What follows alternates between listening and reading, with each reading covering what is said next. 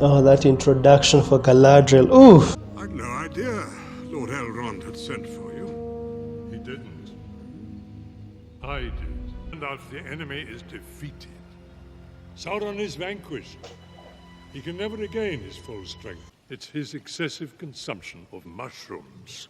If you knew how much weed Gandalf takes. I would think I was talking to myself. All the intentions by all means. What proof do we have this weapon came from Angmar's grave? Saruman, such a cynic, my god.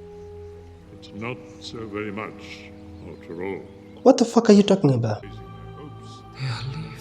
Yes. You knew.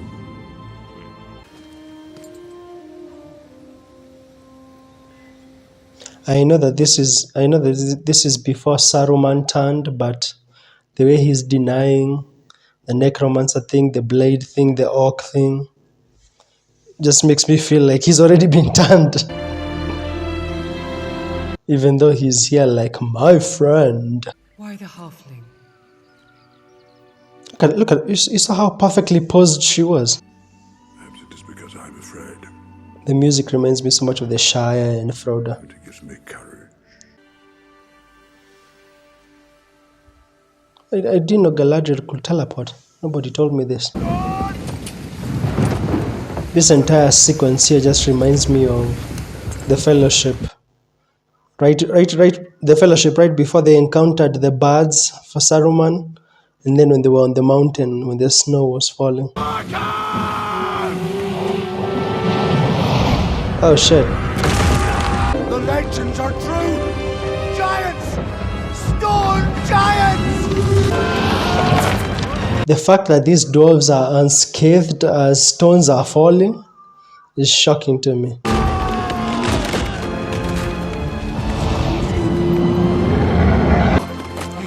I honestly did not expect any of them to be dead.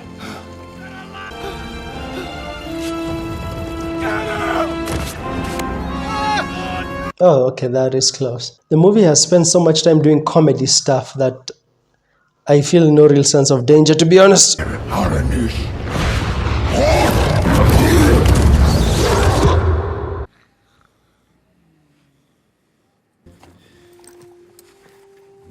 After all that, you're planning to leave? Never run out my door. You're homesick. I understand. No, you don't. I wish you all the luck in the world.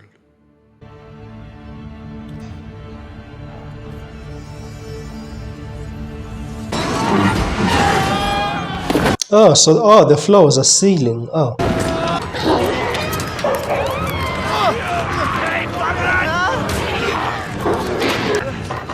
How did that even happen? I'm so confused. He just got down and then they just passed him. Why? Oh, now it comes for him. After everyone has left.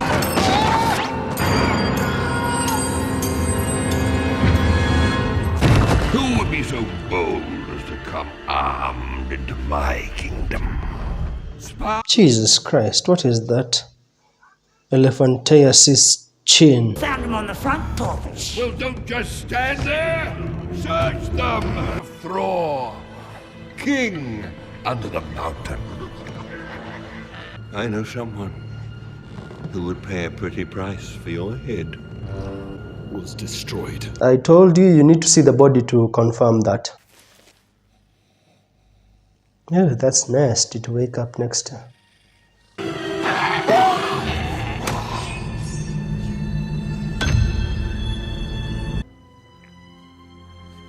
The music of the Lord of the Rings. That's a meaty mouthful. Is it soft? Is it juicy? No. Damn. Does it like games? Does it like to play? Maybe. What have I got in my pocket? Last guess. String! Or nothing. 2 guesses at once. His portrayal of Gollum is just so good. Every time he's on screen. What has it got? He stole it!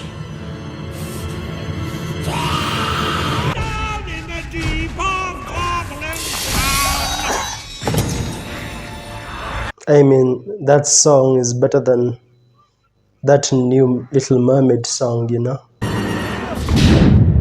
Oh! So he teleported into the room?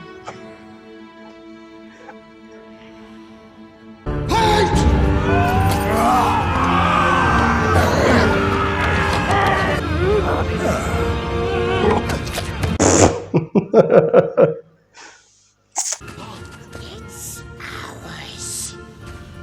It's ours.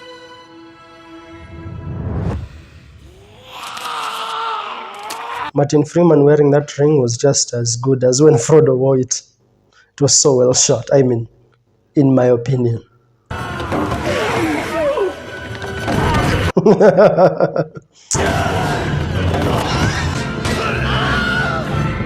Wilhelm scream.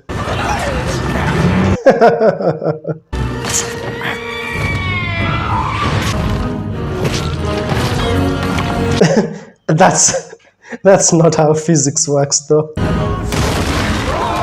Ooh, wee.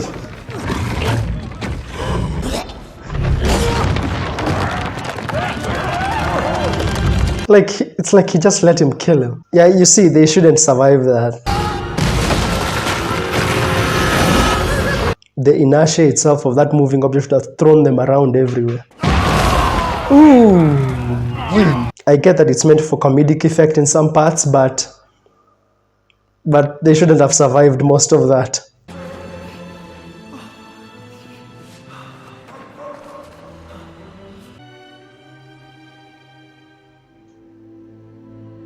Gollum's eyes just show so much emotion. I feel like he could have done that when he was hiding from Gandalf and the others. No, he isn't. But I will help you take it back if I can. Oh, you're still here.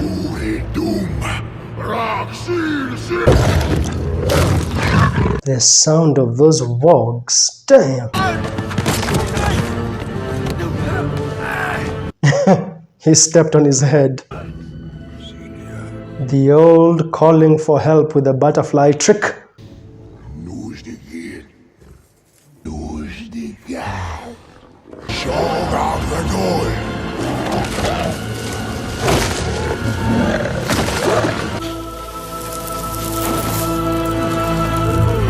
Gandalf is so quick thinking. These trees are so easy to uproot, though, God. Oh, it's because their roots were inside a rock.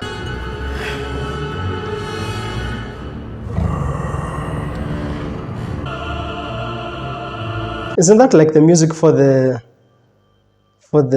Witch King when he attacked Frodo or something?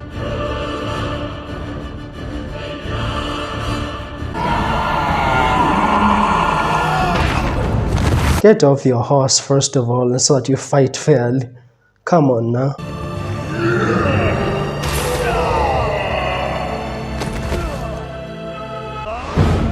He's still fighting while in the mouth of that thing. Hey. Oh! That's our boy!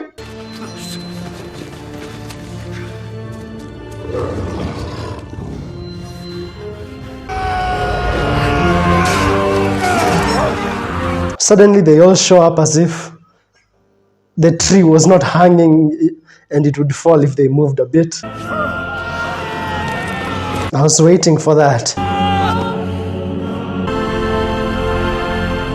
Look at the way he just slowly handles him, eh? That's nice. Oh, wee. For those of you who are good with Lord of the Rings lore, please tell me where these eagles come from and how come they can be summoned by Gandalf so easily. Like, where did they fly from so that they came here? How many miles did they have to fly to come here?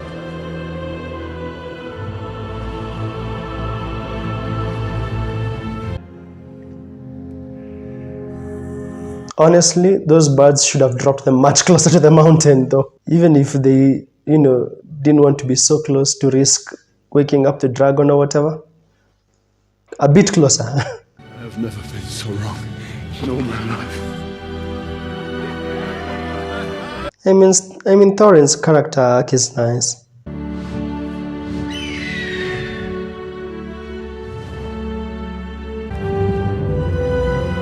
Look at that distance. Should have put them. Terrible. I do believe the worst is behind us. Beautiful gold, God. Damn, that gave me the heart attack of a lifetime. Ooh. The sound of the dragon sounds like you started 10 Subarus at the same time. Alright, this movie. This trilogy gets a lot of hate. Like, what I know about The Hobbit, all the stuff I know about The Hobbit, because anytime, like Lord of the Rings is being reviewed somewhere, I mean, if I make reactions for Lord of the Rings, I've watched some people reacting to Lord of the Rings and reviewing it. They always mention how The Hobbit is like this, like that, how it sucks. But in my opinion, it doesn't, okay, at least the first movie, doesn't suck. I give the first movie a 7.5. And I'll tell you why I give it a 7.5. Number one,